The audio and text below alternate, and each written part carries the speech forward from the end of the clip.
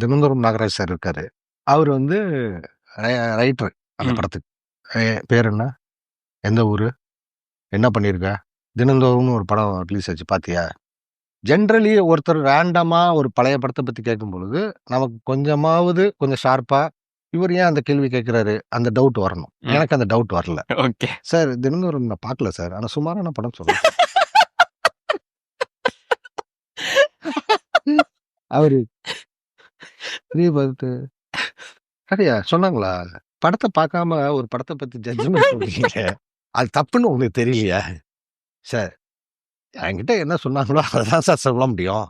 நான் என்ன நான் பார்க்கலன்னு சொல்லிட்டேன். என்கிட்ட இந்த மாரி சொன்னாங்க. அது எவ்வளோ நாள் ஓடிச்சு தெரியுமா? எனக்கு அப்பதான் லைட்டா டவுட் வந்தது. அவரு தான் டைரக்டர்னே எனக்கு தெரியல அப்போ. நமக்கு சினிமா அறிவு அவ்வளோதான். அந்த படம் ரிலீஸ் ஆன உடனே, அந்த டைரக்டர இந்த கோடம்பாக்கமே தேடிச்சு தெரியுமா?